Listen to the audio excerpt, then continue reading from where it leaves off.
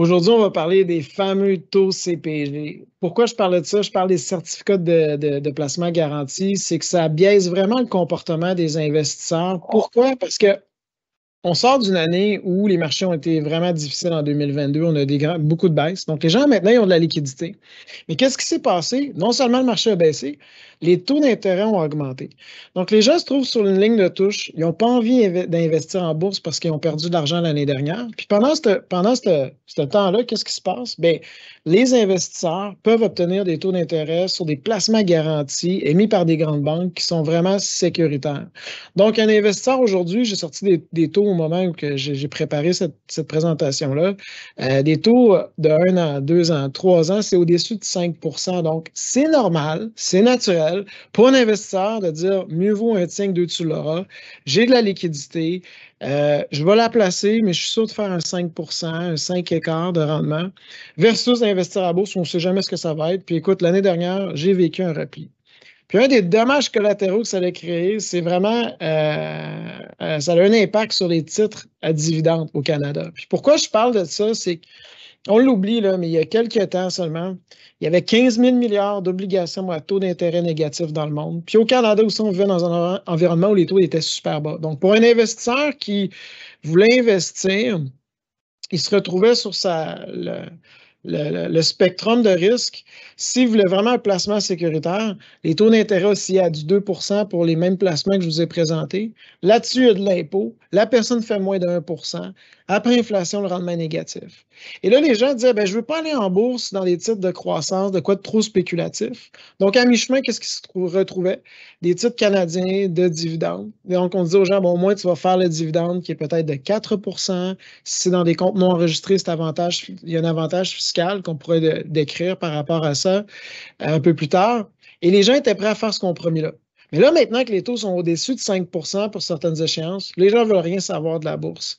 Et je ne dis pas d'investir sine qua non dans des titres à dividendes. J'ai déjà fait une vidéo là-dessus. À un certain degré, il y a plusieurs compagnies qui ont des dividendes alléchantes, mais le modèle d'affaires ne fonctionne pas et le prix de l'action va tergiverser. Je ne recommande pas ça. Mais dans tout l'univers des titres à dividendes, il y a un secteur d'activité que à long terme, a été un bon secteur d'activité où on peut investir. Et depuis quelques temps, ce secteur-là a vraiment vu des défis. C'est les banques canadiennes. Les banques canadiennes, si on regarde, c'est les 6 grandes banques canadiennes.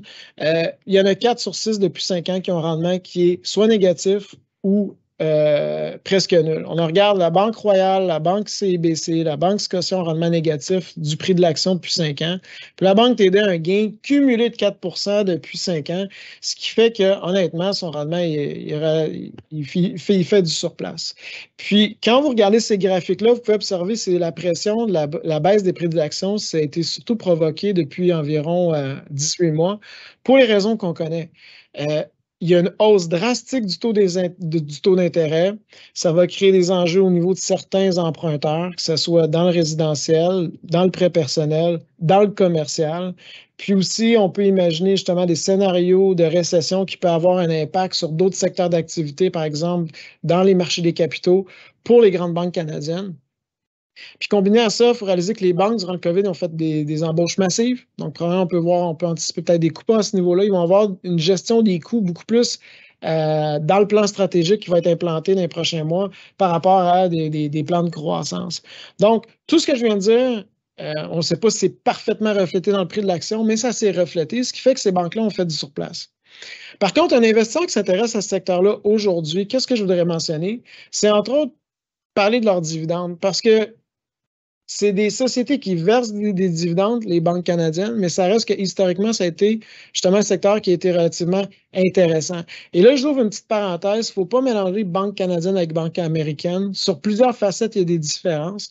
Les banques canadiennes sont beaucoup plus stables. Le risque de crédit, c'est sur l'investisseur.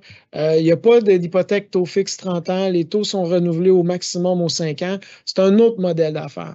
Et quand on investit dans une banque canadienne, bien, entre autres, on va bénéficier d'un dividende. Donc, la moyenne des dividendes actuellement des banques canadiennes est de 5,2 % approximativement. Et pour les comptes non enregistrés, il ne faut pas oublier que l'imposition sur ce revenu-là est inférieure à un revenu d'intérêt. Donc, en équivalent revenu d'intérêt, il faudra aller chercher un revenu de 6,5 % approximativement.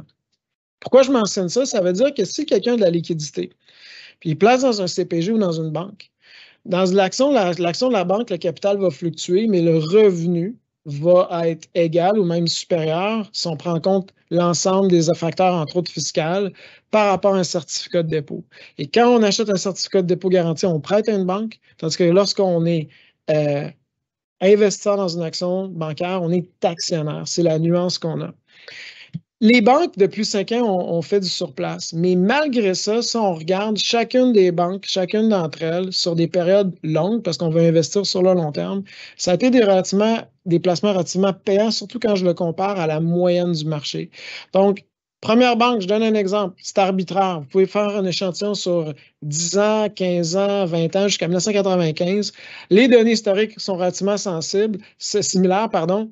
Exemple, la Banque de Montréal, si on avait investi 10 000 au 1er janvier, au début de l'année de 2010, puis le rendement qu'on aurait fait durant cette période aurait été de 8,5 %. Puis ça aurait été de 9 % si on avait investi de 2000 jusqu'à aujourd'hui pendant 23 ans.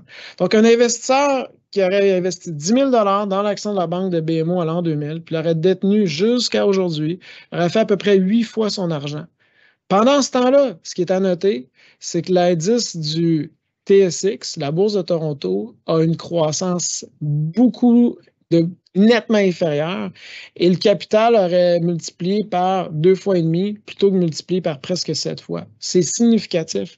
Et cette tendance-là de rendement d'environ 7, 8 et même plus % par année durant ces périodes-là se reflète dans chacune des banques canadiennes.